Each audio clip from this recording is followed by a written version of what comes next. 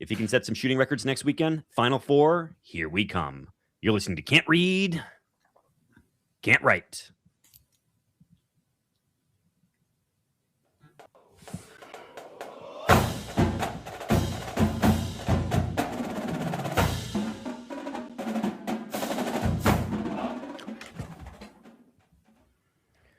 Welcome back, everyone, to another episode of Can't Read, Can't Write, the podcast that proves Spartans can talk. I'm Mike Jones, joined as always by the guy who's been neglecting his child all weekend, Kevin Craig, and the dude who's actually watched some basketball, Alex Plum. Gentlemen, how are we doing?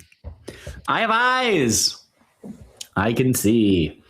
For as chalky as this tournament has been, it has also been fun. Like that Nebraska game was wild. There have been real moments, but it's also watching Wisconsin lose was a good time. I'm never going to complain about that. No.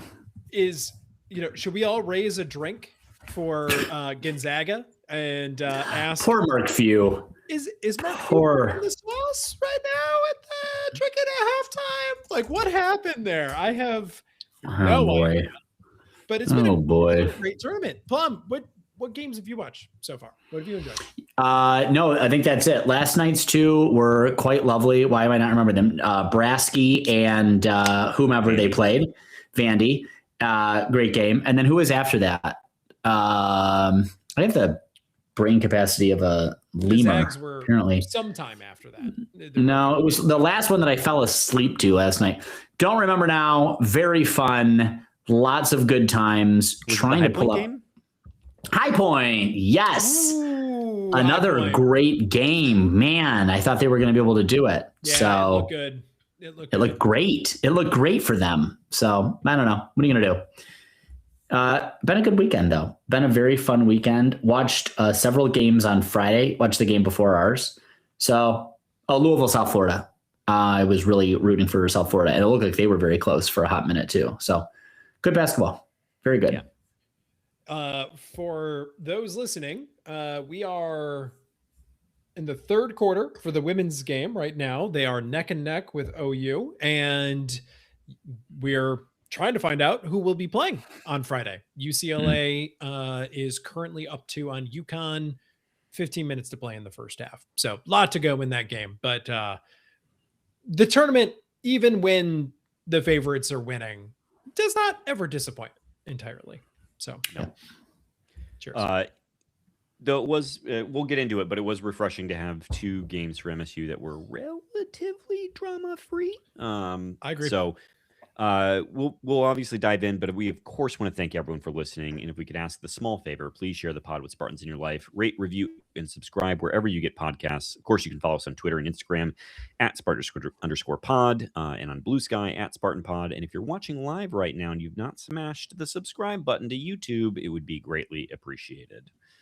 Plum, outline me. Tell the folks what we're going to be talking about this week.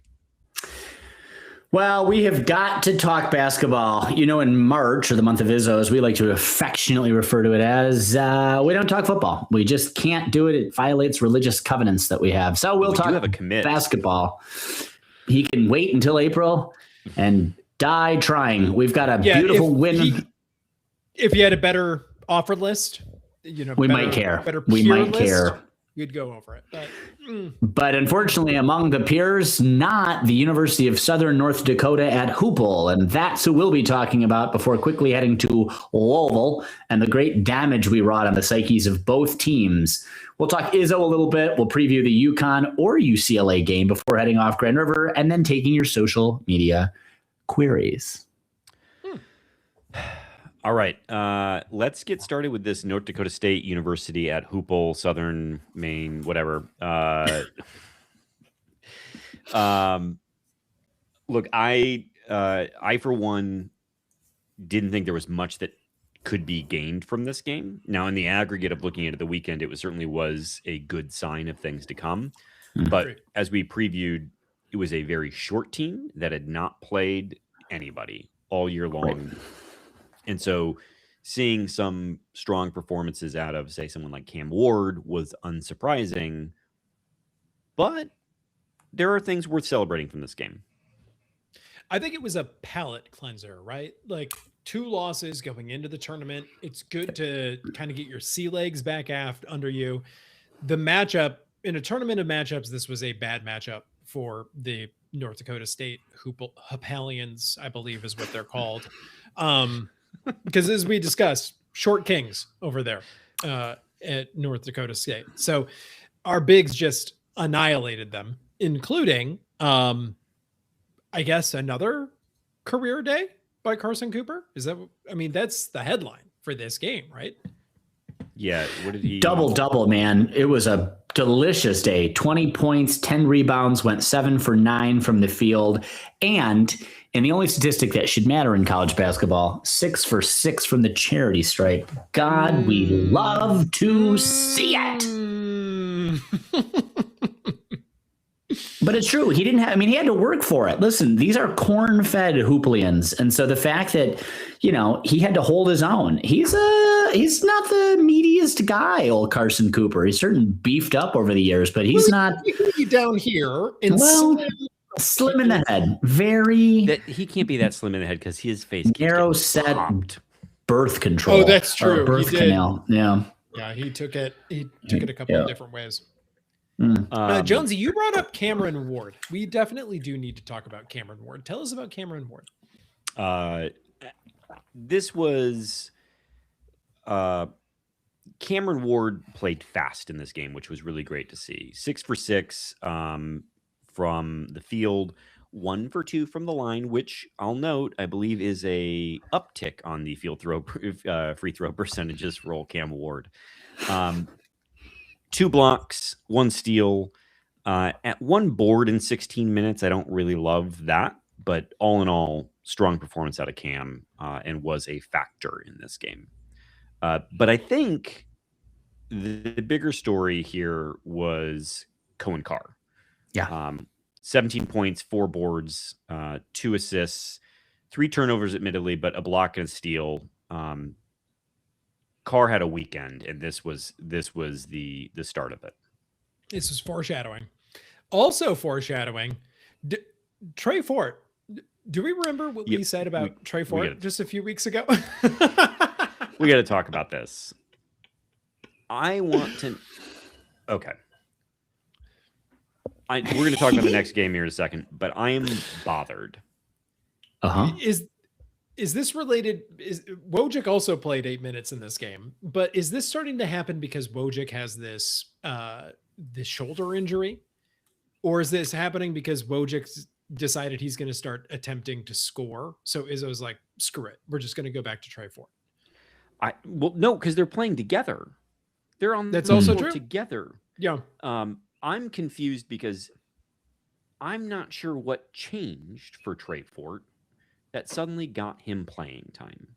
I'm not mad about his playing time. I'm just confused what changed. Because Trey Fort goes, 12 minutes, 2 for 5 from the floor, 1 for 3 from behind the arc, 2 for 2 from the free throw line, 2 rebounds, 2 assists, a turnover, a block, a steal. Like, it was a good 12 minutes out of Trey Fort. And defense where he was not a complete sieve either. Like, the ball knowers on Twitter will tell you, or have told you all season, like, if you don't see why Trey Fort can't play, then I don't know what to say, because referencing specifically their defense. And guys get shot over. Kurtang's been getting shot over all year. But I thought in both these games, but specifically against North Dakota State, pretty good. Pretty good performance. Well, let's say this. I mean, this is where you got to trust Izzo and the coaching. I mean, you just talked about palate cleanser, Greg, and I think potentially this is where Izzo's like, because Izzo said it too in the post game yesterday. Trey Fort has not had the season anyone wanted, least of all Trey Fort. And Izzo got almost verklempt talking about the impact that Fort had in the game. And so I like to think on some level, with the tempo of the game, the way the game was going, the fact that, you know, no one will ever make the mistake of playing every single senior on our team in the same lineup ever the fuck again. But I think realized that he had a little bit more that he could do something with. And I'm like, okay, credit to you. He let Trey Fort go in. Maybe that was the palate cleanser that Fort needed to unlock, dust off some of the skeletons, as it were, air them out, and then, my God, thank you, Tom, for the wisdom in that. Let's hope that we can keep this guy rolling. So I don't know. Maybe that's a stretch. Jeremy Fears, I think, is the other person we got to talk about because what a game. Ends with 7 points, but 11 assists. I know folks are going to kind of point to the turnovers that have been happening, but maybe I'm biasing a little bit to the Louisville game, but 2 of them were he pushed the ball ahead and just out of the fingertips of a big who was running down. That's a dead ball turnover. Like, there are worse things by a lot. And if you've got a point guard who is playing at this level, I'm fine with him reaching a little bit because the reaching is going to pay off in the long run. And overall, 12 turnovers for a game, which is, if I'm reading my column correctly, is all we have in this one. It's not the end of the world. Like, not for this high team. Single digits is kind of where you expect to be as a college basketball team. Low double digits is not the end of the world. So yeah, low double digits is pretty normal for Michigan State. Right. For us, that's where you kind of expect to be. Yeah, 11 to 13, you're fine with. How about 15? But yeah, Fears just finding people.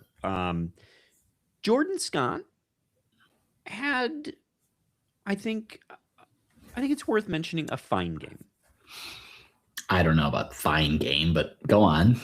I mean, look, 6 points, 3 boards, 2 assists, no turnovers, a steal. Like, I see 4 points. You had 6 points? Yeah, if you're reading from the outline, don't read that. Noted. Look at the very box well score. Noted. Got it. 2 for 3 from behind the arc. I don't know. Okay, then yeah, I'll shut up. That's fair. I think you'd expect a little bit more in the sense that it was a short team, and so yeah, that's my point. Jordan Scott ought to be shooting over everybody at 6'8", 6'7", 6'8". Mm-hmm.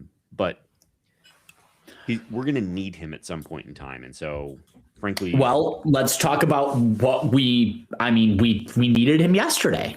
We needed him on Saturday. We needed him to show up in a meaningful way. He played 19 minutes and had 4 points.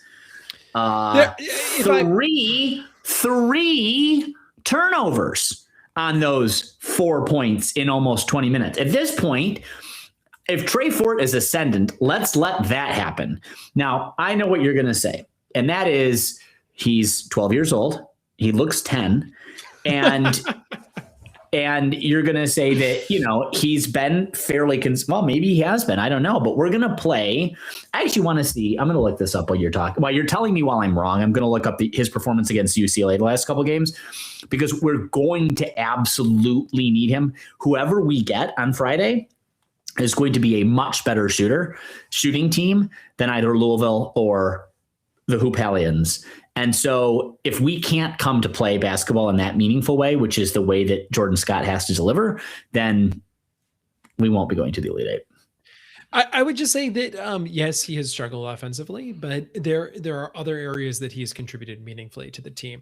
Gutty plays, rebounding at opportune times, just being a general guy, out there. Which of the two boards on Saturday? I like all of his boards equally right now. Got it. Thank you. Good. My bad on that one. In the post-game press conference, or the post-game locker room speech from Izzo for the Louisville game, we keep going forward and coming back. What do they call it in movies where the timeline doesn't go? Tenant. They call that tenanting. Yes, of course. What was it called in Tenant? I couldn't even, or something. Who knows? That's good. Let's go with that. Anyway, so we have this, non-linear time frame here. We're going back and forth between the games. Izzo did call out in his post-game locker room speech that made Bruce Pearl cry, by the way. I can't. That there were some nerves, and he checked with the freshmen to confirm that they were done with the nerves. Now they're going to DC, where he's from. I'm sure that's going to help with the nerves, right? Playing on a massive stage back at home in front of a bunch of people that he knows. Can I just say, now that I have the statistics in the loss we experienced at the hands of UCLA in the Big Ten tournament, Jordan Scott had 29 minutes, so a full 10 minutes more. And in those 10 minutes, he was able to get one additional three. So 7 points in almost 30 minutes, 4 rebounds. So doubled his rebounds, but 4 fouls and 4 turnovers. So again, let's talk about, and listen, I'm the guy to talk about context matters, and contextual incidents are everything. And I'm just, the whole listener. This is a fairly big picture guy. Yeah. That's exactly it. Context is everything. So I've just not been high on Jordan Scott's supply recently, and I hope I want him to prove. I'm rooting for him to prove me the fuck wrong and put my ass in the place it deserves to be, which is quiet and nonite. But until then, Speaking of UCLA update that our listenership will already know the outcome of this game for, but up 5 on UConn with 8 minutes to play in the first half. I think UCLA is going to pull this game out. Have you watched any of the UConn games? Either of you so far? I have not. Dan Hurley is a very anathema individual, very, very immense. And he makes Mick Cronin look like, I don't know. Likable, affable. There is quite the styles here between the two coaches in this game, and UConn is not impressed. Duke is not impressed. Like, the ball knowers were right that this was a brand heavy regional, but in terms of the quality of teams, and I'm sure we'll get there. Well, the field appears to be a little bit open. I'm not saying we're winning. I'm not saying that. I'm saying that the field does appear to be a little bit open right now. Is there anything else that we want to cover off on the North Dakota State game before we go on to Louisville? No. Let's head to Louisville, since we keep heading there anyway. Mm-hmm. Louisville, obviously without their best player, but still, for a game that I don't know if MSU ever gave up the lead after the early minutes. I think maybe in like the first 2 or 3, but after that it was like 5 to 10 point lead waffling until 5 minutes left in the game. I'll say it never felt super comfortable, and that's I think for me anyway, a credit to Louisville in the sense that they hoisted shots early and they could make them. Mm-hmm. And so being up 10 never felt easy, because you were 2 possessions away from it being a real nail biter again. But MSU pulls it out, shot 47% from the field, 42% from behind the arc, 11 for 26, which is pretty big volume for MSU. Yep. And outboarded Louisville, who did seem to play on the glass. And, I'm sure there's data to support this, but a team that hoists as many threes, it becomes a really guard 37 3-point attempts for Louisville. Yeah, and that becomes 7 a real guard heavy rebounding, because you tend to get longer rebounds off of a 3-pointer. 11 offensive boards for Michigan State in this game too seem to be a real difference. And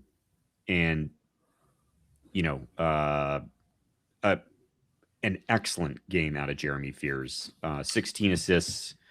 Now he did have 5 turnovers, but that's still better than talk about the shooting.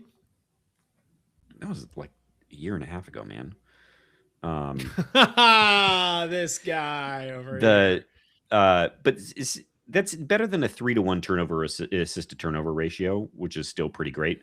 But yeah, Fears didn't have a great day shooting the ball. 3 for 13 from the field, 1 for 4 from behind the arc, and 5 for 7 at the line, which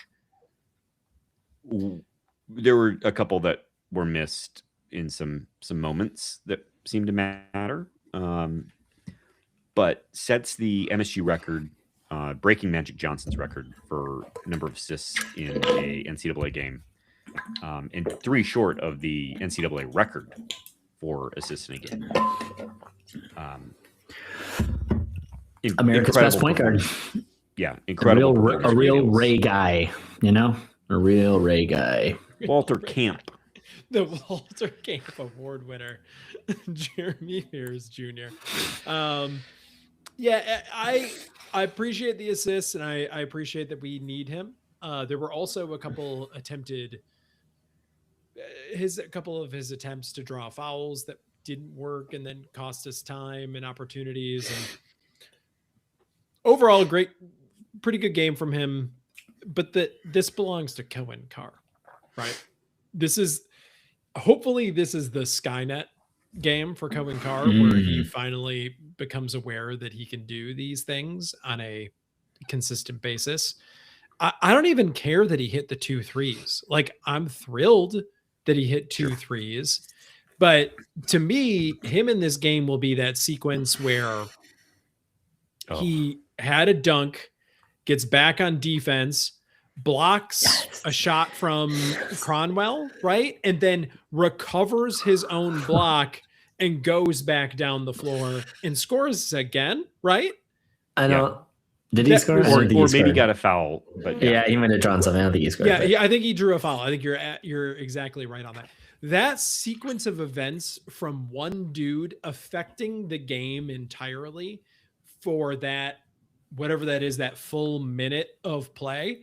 You don't get to see those types of things happen very often. That is just one dude doing so much. And I'm so happy for him. It seems like this is the Cohen Carr that everyone had convinced themselves that we were going to see all season in the off season. And now we did get to see it here at the end. I'd like to think that it will continue, that we'll see it at least a couple more times before this year is completed. 4 more times maybe would be nice. But absolutely took this game over and was the star of the show. Other than Trey Fort. Jonesy, anything, pick your favorite Cohen Carr moment from this game. I've already taken the best one. I mean, though, someone did clip all of his moments from the game together, and it was pretty shocking to see the range of what Cohen Carr did in a single game. The thing that I don't think will get enough credit, the 10 boards, because there is I think some of the offensive output from the year would have been slightly less frustrating if we'd seen the rebounding, that there's no reason he's not racking up more boards on a game-to-game basis, other than if you told me that there's a bit of assignment that he should be leaking out, and so he's sacrificing rebounds. Like, I mean, I guess I could buy that. But I mean, was this the game where Carson Cooper thought the alley-oop was for him and it wasn't? It was. No, I think that was the first game. That was the North Dakota State Hooplian one. Well, but he had a couple alley-oops that were not quite what we wanted. Now he redeemed himself with the very last one. Nice throwdown, but otherwise Carson did struggle on that, to my chagrin. Yeah, but incredible game from Carr. He also in the Hooplian game went 1 for 2 from behind the arc. Like, he's shooting 50% on no volume. 3 for 6. Like, if he's between 2 and 4 a game and is making at least 1, you will take that from Cohen Carr. Especially because that should open up the lanes for him. Like if they have to respect that shot, he can now start blowing past dudes and thunder dunking them all. Can we though? You'll recall last year in the tournament, I believe Cohen Carr played his best basketball then as well. Good time to do it. I guess if I had to choose, this would be the time. This would be what I wanted. Yeah, that's fair. I'm curious though, is that because he gets, I don't want to say shut down, but like he gets guarded in such a way in Big Ten play that he gets scouted differently come tournament time? Like what is that? There's some selection bias here. I mean, this is like the early tournament is like the early season. Like they're not sending the best. So this is when, he gets to show off better. Big Ten is a static. It's a known. As you point out, scouting is more consistent. You know what you're looking for. It's in the zeitgeist a little bit better than it is here. They don't have as much lead time to prep. So I think he gets to show off a little bit more. I think if he continues to at that level of performance in the second weekend, Elite Eight, Final Four, now they're onto something. But I think otherwise it's selection bias. Sure. I think we didn't really talk about Jackson Kohler in the last game. But it wasn't a wow weekend out of Jackson, but it was an important weekend out of Jackson. Yeah. In this game, it was a less good game. 3 for 9 from the floor, 2 for 7 from behind the arc, but 10 boards, 6 rebounds. Like I was going to say, big board day. And just to call it out, the previous one, he was 1 rebound short of a double-double, 12 points, 9 rebounds.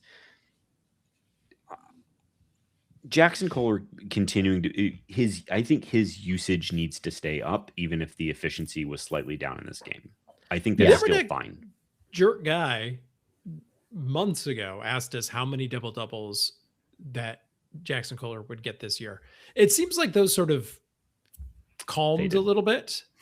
But it's good to have that back. It's good, solid production that you can rely on, even if he is shooting 2 for 7 from 3.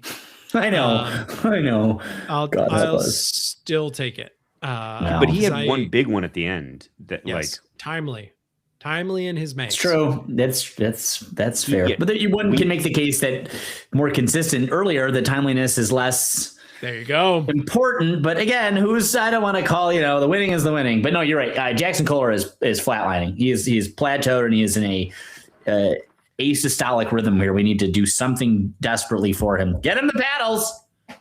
But I think he needs the paddles. He needs to keep shooting. We're going to need him at some point in time, and we can't afford people getting gun shy this time of year. And so keep this thought in your mind. I have something related to this to ask the group once we're looking forward. I said that there was foreshadowing with Trey Fort in the first game, and now here 20 minutes of Trey Fort, 20 productive minutes of Trey Fort against Louisville to go to the Sweet 16. Yeah. Is this Tom Izzo 4-dimensional chess? Is he like, we wouldn't want to show our Trey Fort hand over the course of the season, so just negging Trey all year long to Louisville, which is Torvik 20. They were for a moment the highest rated defeated team. I think they have now been eclipsed in that, but for a while they were they're a pretty good team that got knocked off. Vanderbilt was higher and Gonzaga was higher. I'm just bringing it up because Trey Elias Fort got into the game for 20 whole minutes against KenPom 20, or I'm sorry, Torvik 20. Which is more time than Curious Tang played in this game. I'm curious. Even looking at guards, has Trey Fort played 20 minutes all season? All season combined? Yeah, well, unlikely. Let's get to the bottom of this. I want to know how many minutes he played in Big Ten play this year. It's the most he's played since North Carolina in November. played 21 minutes then. And then since then, in Big Ten play, he played 15 minutes against Oregon, 15 against Minnesota, 11 against UCLA, 13 against UCLA. But then also did not play against Purdue, did not play at Michigan. Like, well, what a roller coaster. I just want to I know this isn't quite relevant, but I do want to just appreciate the fact that Denham only had 3 minutes. And I think that may have been the reason we won this basketball game. They needed, it had to happen at a certain point because Fears was aggravated his shoulder, as it turns out. Fears was flagging so badly that you saw the look of dread wash over Tom's face, realizing he had not to call upon but wayward Denham Wojcik, and they did not score a point while Denham. Neither team, I should know, scored a point while Denham was on the court. But honestly, that's fine. That's damage control, and I will take it because it was minutes off the fucking clock. So not angry about it. Gentlemen, it has been 30 minutes. I think we need to dandy ourselves quite along, please. Well, I've got an update in terms of teams that have Yes, please. defeated. Yes, please. The newest, highest rated team is Florida, because there's another Big Ten team going to the Sweet 16. The Iowa Hawkeyes have shocked the world. One of the one seeds is down. I believe there was drama in that game too between Iowa's coach and is Todd Golden the coach of Florida? Is that right? Someone hates him in the chat, and so I think that's fair. I think that's a good start. Yeah, Todd, you're asking who Florida's coach is? Yeah. Yes, Todd it Golden, is Todd Goley. Yes. Todd Galuli, I believe is. Todd Galuli. Israeli American, it says. Do something with that, you two. I'll just back away from the mic now. I'm reading only what Wikipedia says. Oh yes, there was some drama here. It looks like Iowa's Ben McCollum calls out sensitive Florida after Todd Golden loses it with officials. Love that. Love to see it. Well, how many Big Ten teams are we sending now? 6 are going to the Sweet 16? Yeah, sounds right. Before we totally move on, I do think the call out that I made about NDSU being short and having not played anyone is kind of telling when you look at the freshman performance against Louisville, because Scott gets his 20 minutes, 3 fouls, didn't do much in this game. Ward played 18 minutes and gets 2 points in a rather quiet game. Yeah. 2 points, 2 boards. Not great in 18 minutes. And was a bit of a defensive liability at times, if I'm being honest. Like, couldn't quite hang sometimes against his matchup. But, hopefully it's a more advantageous matchup because we need something out of the freshman. But Plum wants to move us along. So can I get to my question then for the group? Because it's related to this. Yeah. Looking forward, in the games that we've seen so far, I would say that Carson Cooper has owned one game. Cohen Carr has owned another. We've gotten some production like a Jeremy Fears that you kind of have grown to expect and take for granted at this point. Is this a team where there's just a guy that's going to kind of answer the call most games? Like, are we going to get a Jackson Kohler game coming up here? Are we going to get a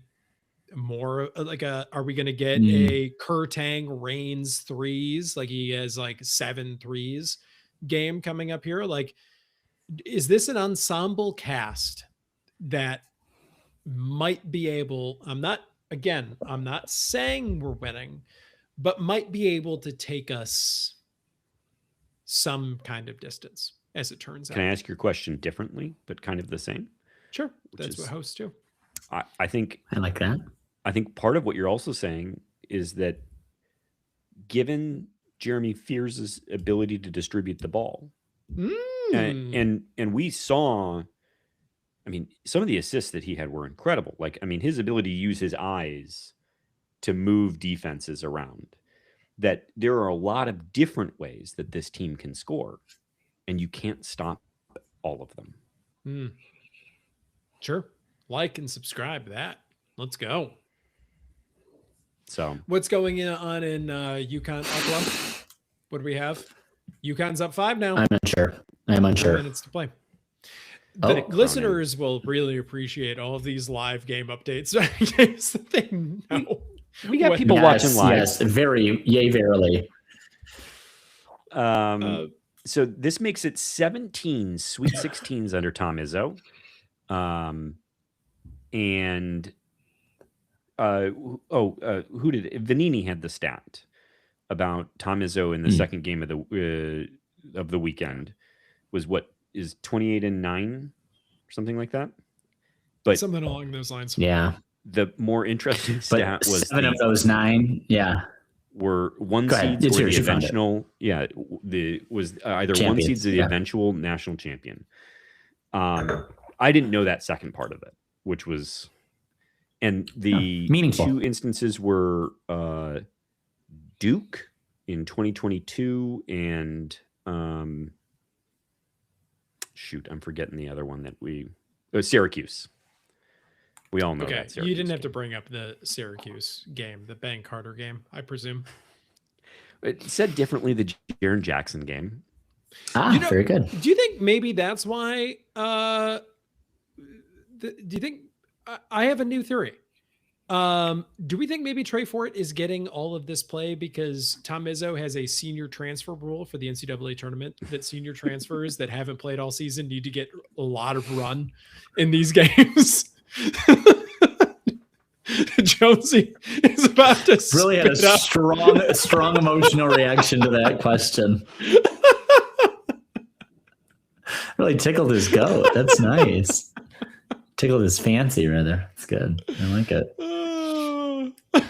Just let it go through your nose. Just get it over with. It got real close.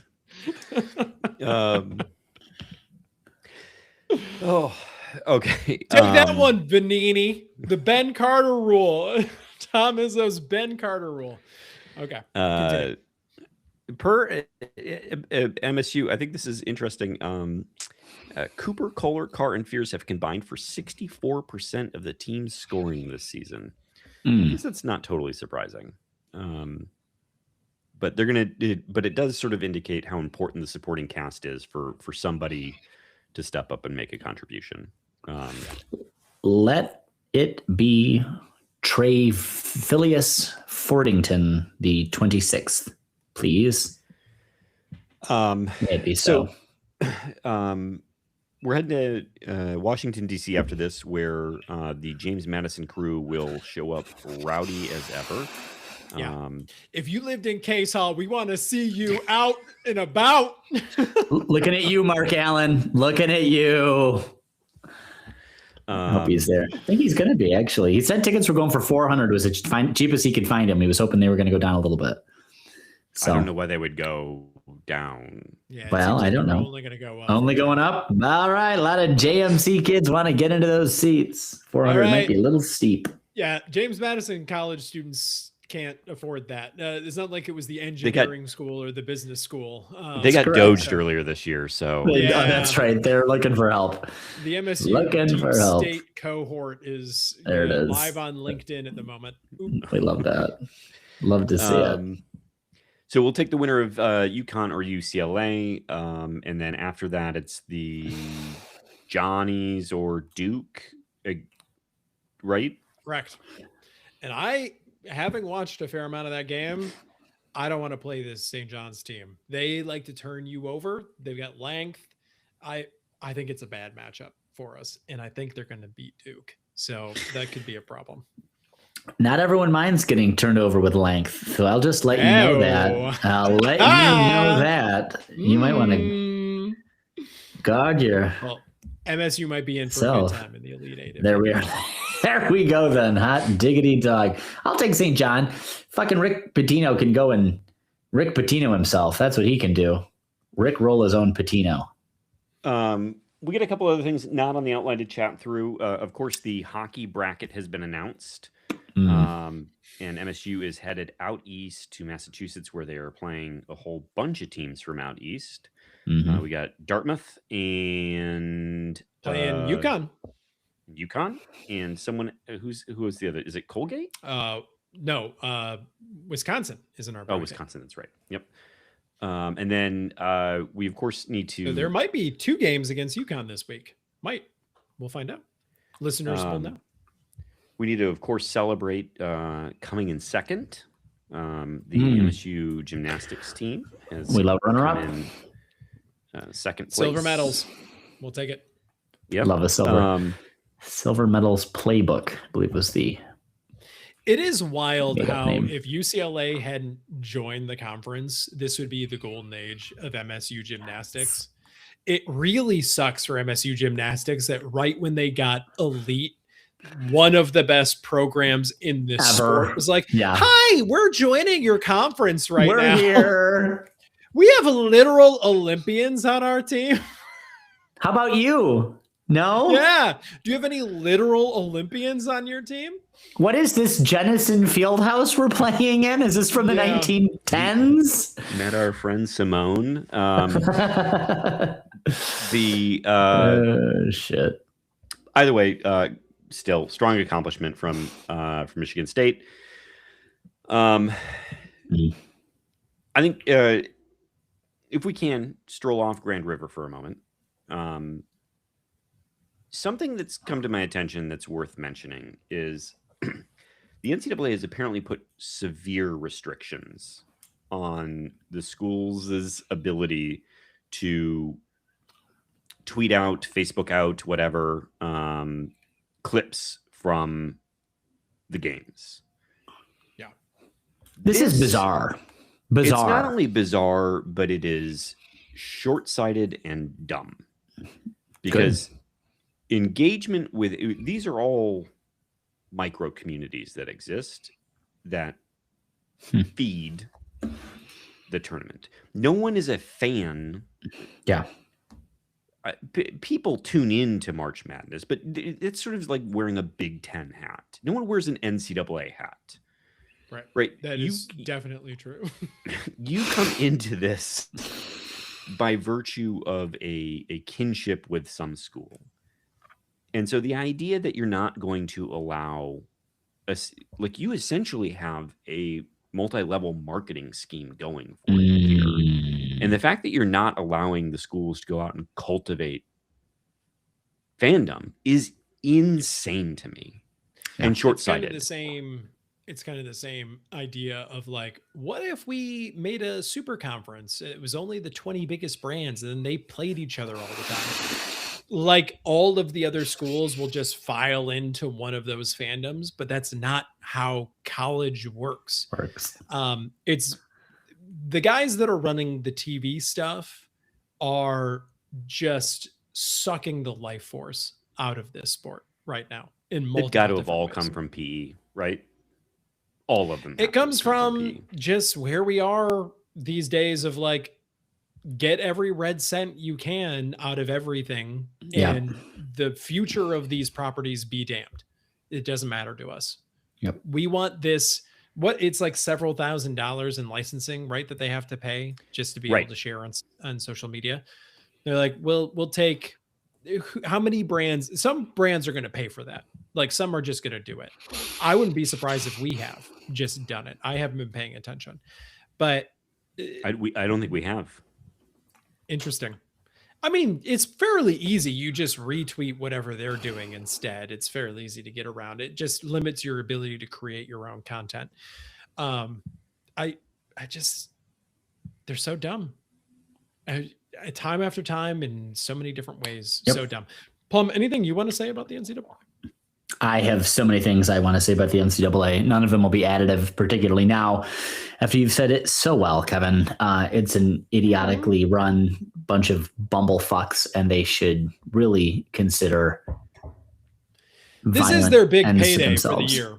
All of their budget comes from this event. It's so true, but it's then you want more eyeballs, like engage more people to get more eyeballs. It is no such thing as bad press, right? Is the kind of concept here. And they, by the way, and they know it because that's all they can do is generate bad fucking press for themselves and anyone touching them.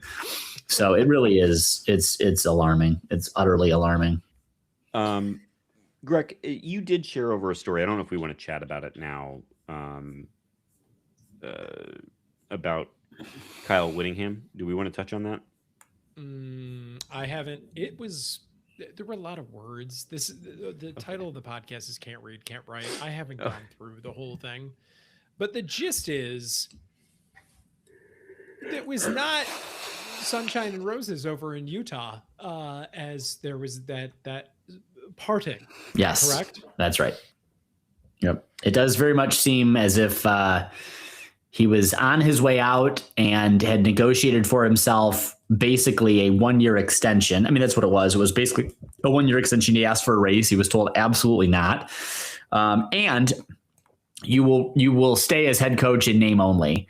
But his associate, who they promoted when he left, had full decision-making on recruits, had final say on staffing hires, basically was doing everything but play calling effectively in games. So Whittingham would have been the Joe Pa, basically. Effectively, like just grandfather, just put him in his rocking chair and we'll wheel his ass out on the sidelines on Saturday mornings. So, obviously that's an unattractive position. How, from that perspective, he was able to negotiate for himself a separation agreement. I mean, it's basically like he got himself severance. Really impressive. I guess he was like, well, then pay me to leave. And they were like, okay. And I don't know why they needed to do that if his contract was up. That part I didn't follow, but he did. He got himself a fat stack of cash. He effectively said, like, this is all contingent on you respectfully parting from the program, which he interpreted as non-disparagement. The school interpreted as, don't steal half of our fucking staff, you lunatic asshole, and recruit our best players with you, which is precisely what he did. And then Utah, in a move that can only be described as Christian charity, I guess, rolled right the fuck over and put their legs behind their heads and said, here's the full amount we owe you, sir. Thanks for giving it to us and how. So, listen, what I said in the chat to the two of you was, we wouldn't know any of this if it weren't for FOIA, and God bless America for that. But credit to Utah, because we didn't deserve to know any of this. It didn't matter. It's good to know. We're obviously talking about it because it involves Michigan, but I just mean it wasn't going to be anywhere else. No agents, no disaffected person was already harping to the media. No one had it on background. It wasn't like it was a deal. It was just done. And these dramatics happen all over the place. This was some intrepid, probably, I hope, student reporter somewhere decided, like, I'm bored. I'll put a FOIA in and we'll just see what comes back from it. And, this was juicy. So I tip, doff the cap, but generally, everyone shut the fuck up about it. They were going to just pay him. They weren't going to try to take him to court, and they could have, and they probably would have won on the merits. We're done with it. And schools being done with shit like this and letting shit go and moving along is refreshing on every fucking angle. So credit to them. I guess my question is that when Kyle Whittingham was balls deep in Utah, was it Ward who was jumping on the bed? Who was doing the shaking? This is good. Can you imagine the amount of shaking from Ward jumping on the bed? There's no bed. There's no bed in the world. It would be obliterated. There's no bed in the world, my friend. Not one bed. It's sex at that point in time. You're not soaking. It's when Ward is jumping. It is. I mean, that's like BDSM. There's a form of violence there that I don't think we can even call consensual. Having Ward in the room it's not good. Is going to turn the whole thing off very badly. Everyone's just going to be like, this was not worth the sin. It has to be a sort of very noisome odor that follows that man. I have to imagine that there's it's just aroma. Like a pork smell everywhere he goes, is my understanding. Salty. Did you say a pork smell? Pork smell. I'm scared that that's going to be some kind of racial stereotype that I'm not aware of or something. Good thing we're live. Yeah, I was just that's what could go wrong. I just wanted it to be greasy meat smell is what I wanted, and now I'm afraid I've wandered into something. Are we going to social media questions? Is this the time for queries?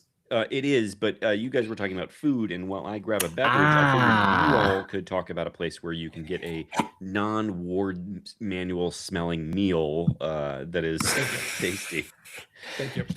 Kevin, have you I was going to ask you about Grass Lake, Michigan. Have you been to Grass Lake, Michigan? I have a few times been to Grass Lake, Michigan. It's a fine place. There's a nice lake there. Grass Lake, I believe, is what it's called.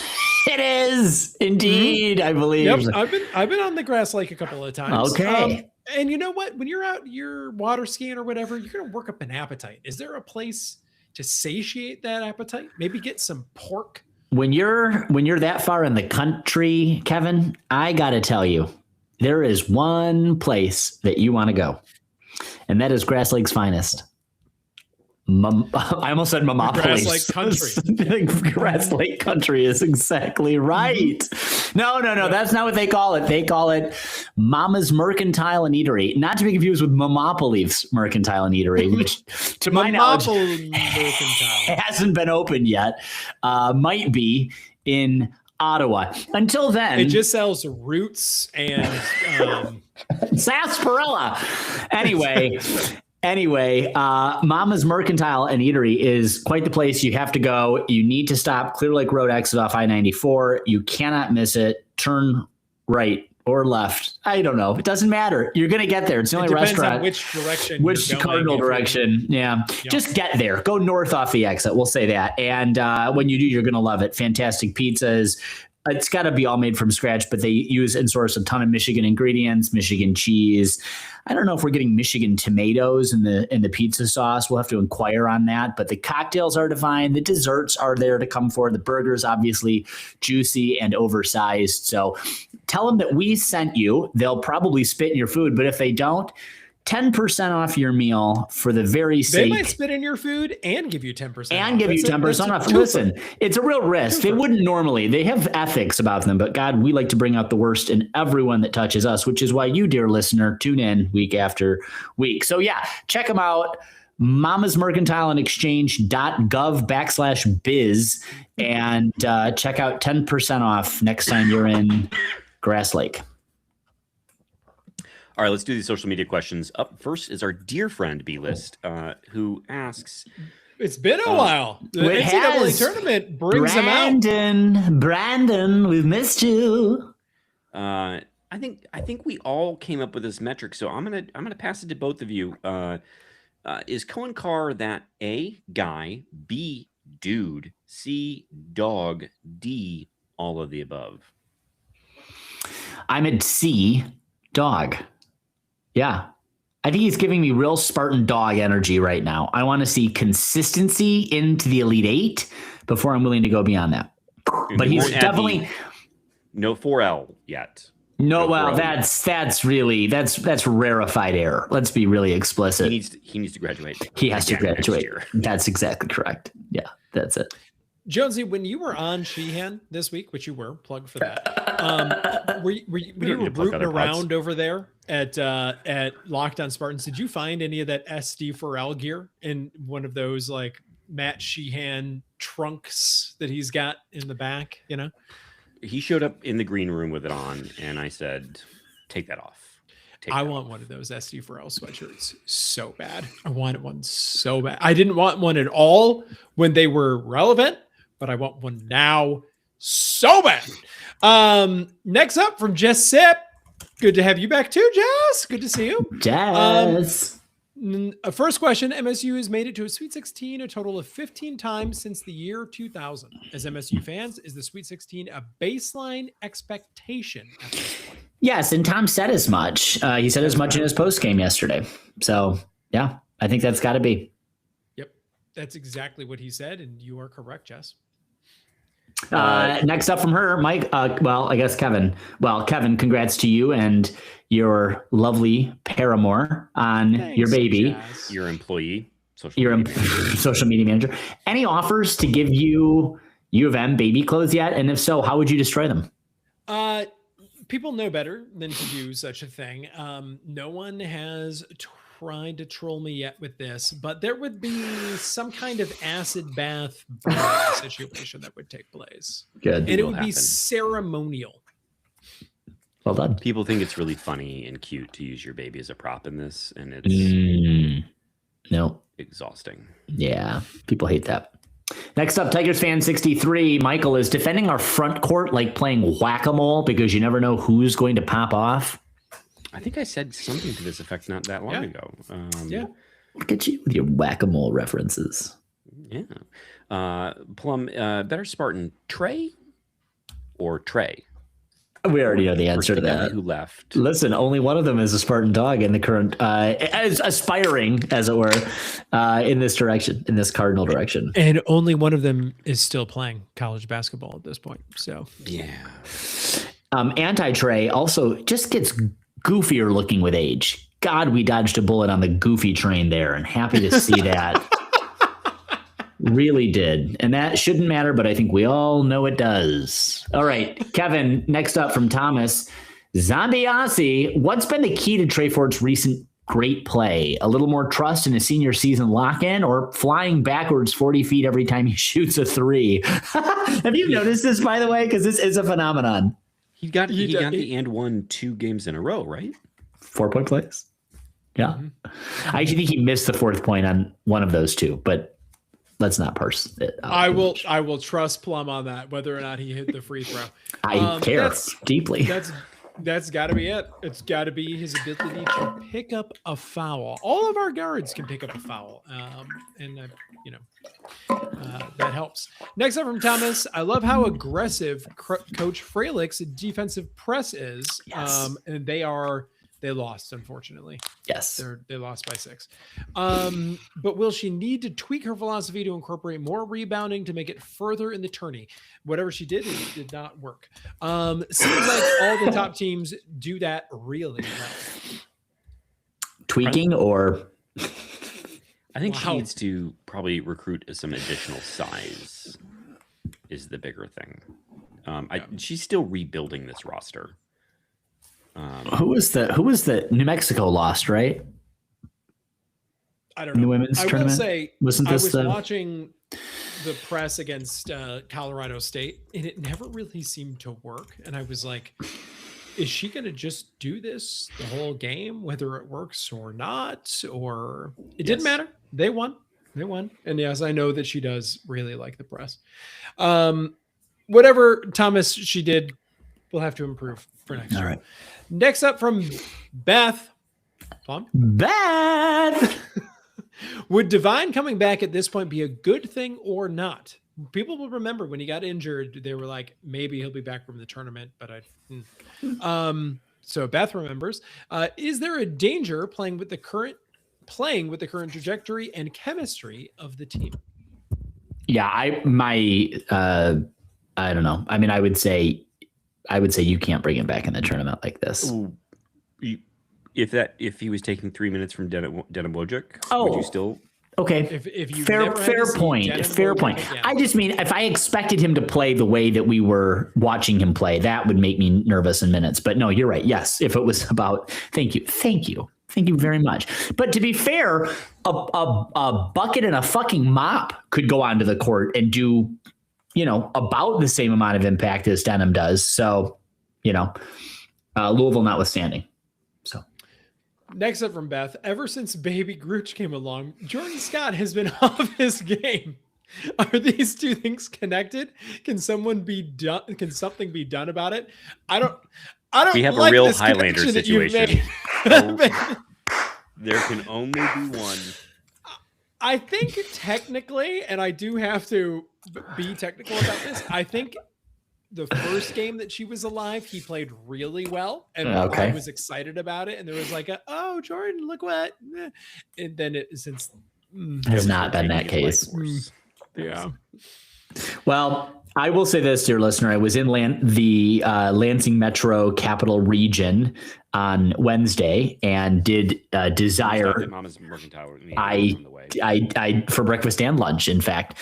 And in between working in my visit to Grass Lake, I did inquire as to the Greg's ability, because I offered to what?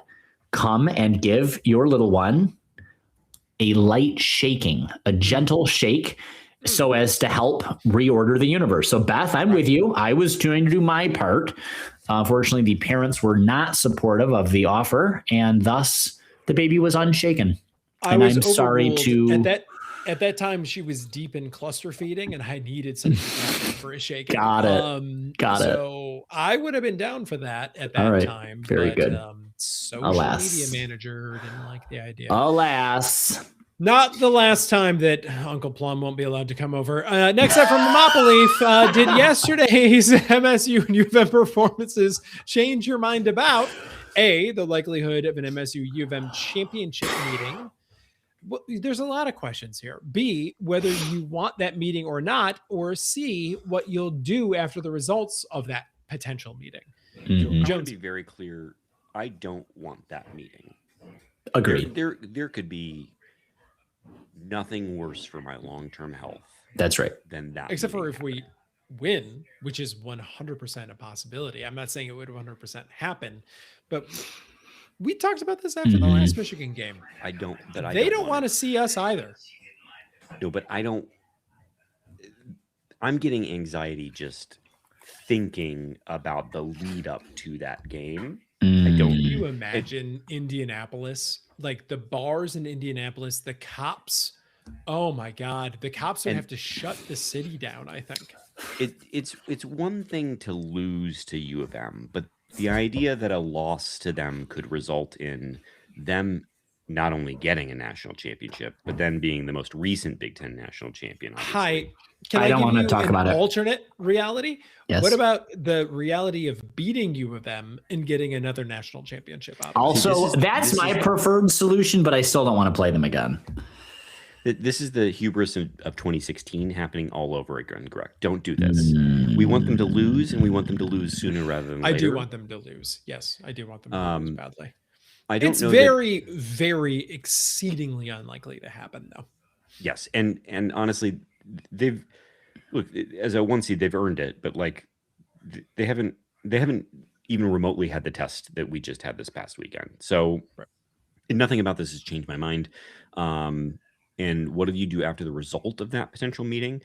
Honestly, probably the same thing. It'll just be tears of joy or tears of sadness when I ultimately end myself, because there's no coming back from it either way.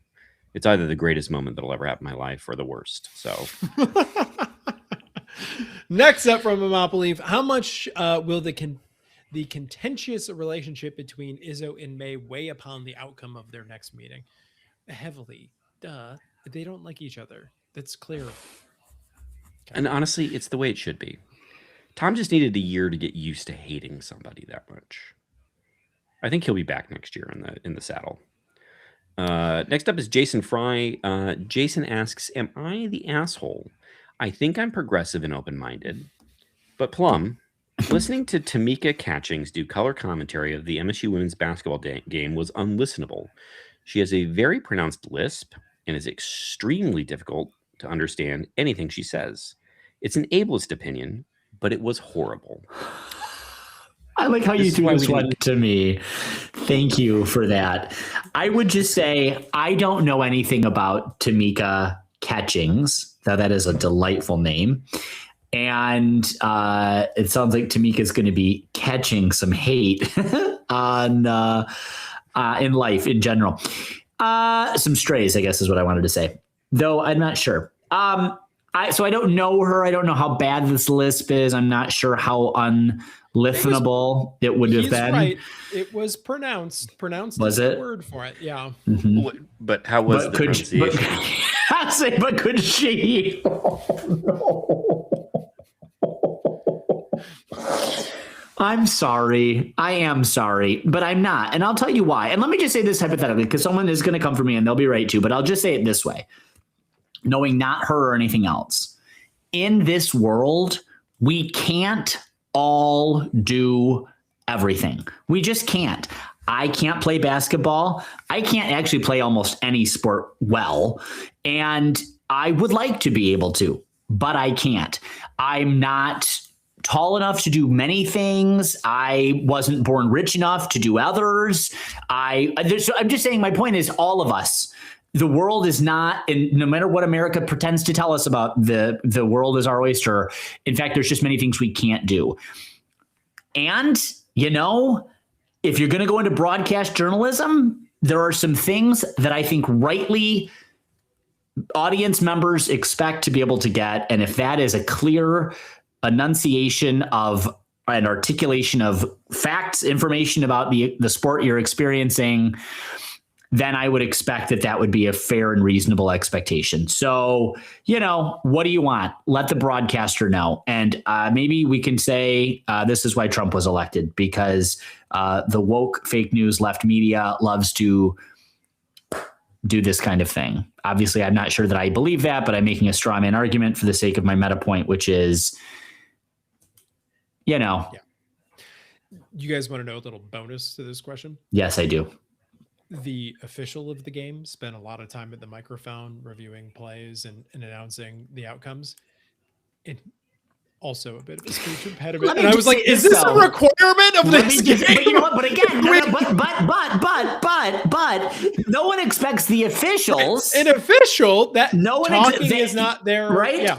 But to be fair and not to be offensive to the blind community, but it turns out you don't see anyone with visual impairment refereeing in the Big Ten tournament. Now you're just flexing over there. Now I'm just saying. Oh, I'm an official. I'm just saying, not to say that they can't, but they can't. That's also not true. We've seen it is. Do a game. Well, that's what I'm saying. Not to be offensive to the blind community, because in fact, visually impaired people can do a lot of things. One of the things they can't physically do, though, is, I don't know if this, but they can't see. That's the whole point about being visually impaired. And that is a prerequisite, it turns out. So anyway, I've dug myself about as deeply as I can into this hole. Thank you, Jason Fry, for that. Last up from Tim. How soon, Grooch, will you be able to teach your child to say your favorite phrase in the world, Bush did 9/11? Or is that something Uncle Jonesy or Uncle Plum should teach her to scream at the most inappropriate times? For example, weddings, church services, family gatherings, nap time at school, etc. First off, toast. Bush did 9/11. Oh my God. Jason Fry knows way too much about all of that. That's not good. Not good. I love that you remembered that you talk like that. That's really great. Deeply happy. It's honestly, I'm upset. There must be some compendium. We're going to be fired this week. Next up, last up. Does Jason have a compendium? Don't answer that. Don't answer it. If you don't fucking start one now. Upper Deck Jerk Guy, Michael, what superpower would you rather have? The ability to dunk like Carr, assist like Fear, or assist like Fears? And what does that answer really say about you? Well, my instinct was to say dunk like Carr. Yeah, it would be for you. Right. And it does say exactly what you think it means, Upper Deck Jerk Guy, because but also, to be clear, if you can dunk like Carr, you can monetize that for a long time in your life. It's true. Like going Carr will never want the ability to perform somewhere. It's true. And also it's cool as shit. I mean, could either of you say a different answer than that and with a straight face? Like, I'm not with a straight face, and I would love to be able to dunk like Cohen Carr. Can you imagine? Oh my God. Are you really 6'5"? 6'4" and a half-ish. It's like a roundup situation. Okay, I'm put that in the compendium. When you're that tall, do you need to round up? Like, it's just a shorter form than I'm 6'4" and 3/4. 6'4" is the shorter form. You just want me to say 6'4"? I'll say 6'4" for you. This is good. This is good. Michael Jones. This is good. Next up from the Upper Deck Jerk Guy. Well, I will say about this though. I will say that about this. I'm 5'10" and a half, and I only say 5'10". So, for what that's worth, very secure in yourself. It's not. It's that I couldn't sell 5'11". I know I can't sell 5'11". That's why. So I'm like, well, I'm not going to take the credit for the half inch. everyone has to look up to Hey, you your anyway, so they your just height. assume- I couldn't even. You could have said 6'7". You could have said 6'3". I don't know the difference. I couldn't physically tell you. All right. Yeah. I just brain rotted anyway. If this team's run stops at the Elite Eight, was it a success, Mike Jones? You mean we got to the Elite Eight and so we lose to Duke? Yeah. Or St. Duke John's? Or St. John's.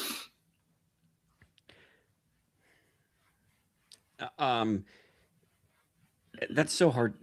So hard to say because on the one hand, like it takes so much luck to win a national championship. Mhm.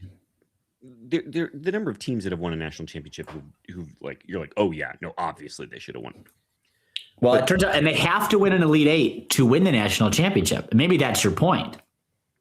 But and we celebrate Final Fours here, Mhm. but like, I don't know how much I expected out of this team, other than I know that they're capable of winning an Elite Eight game. But I know they're very much capable of losing the very next game we're about ready to That's play. the one that I wanted to focus on too. But no, I would say it's a success. I think if we made it to the Elite Eight, I'd be very happy, and I will never be happy. So, Yeah, but if we Last made it to a up- Final Four, you'd be very happy, right? oh, quite. And last up, Kevin, what's the most embarrassed you've ever been in public? Other than when he We'll have does to this come podcast. Back to this. Yes, every week when this gets uploaded to YouTube, it's a new low. It's a new low. If Jason Fry hadn't just reminded all of us in his ability to retain information, The tens of you watching right now. I might have shared a story or two, but I'm so sorry, Upper Deck Joke Guy. I'm on guard right now. So I'm just going to take the joke outlet. But there was an MSU event in Evanston, Illinois that comes immediately to mind that maybe we'll share. I think I've talked about mine. It was the Final Four in St. Louis our freshman year when I went down there, and we were all like, we hung around and they weren't carding. So we were all drinking on the streets of St. Louis. And I had to use I had to go doo-doo caca in the very, very full porta potty with a very long line out of it. And so I had to hover over the like splashy. And then it was an awful situation. And it was like, people are like banging on the door, and like the concentration you have to be able to have to just finish the business in that moment. Thank God there was toilet paper. Anyway, when I left that thing, the applause and jeering that I endured, having been in there for so long, was, I still remember it, in fact. And then I was like, I could relive that moment anytime I want. and then I was just like, what the next guy had to see when he went in. I just was like, I'm going to kill myself. Anyway, though, I didn't. And I remembered, I will never see any of these people ever again. None of them know who I am. Onward. So, but I've told it here, I think, before. I Awful don't think experience. you told that story. All right. Well, Jason Fry, let us know. Has Plum shared that story here before? Yeah. Fuck. All right, gentlemen, we are headed to the Sweet 16, as it should be. Go Green. What do we toast? What do we toast to? To winning, goddamn you. Oh, that was a Bush did To 9/11 Bush, joke. yeah, Bush did 9/11. Very good. Go White. Go Green, go White.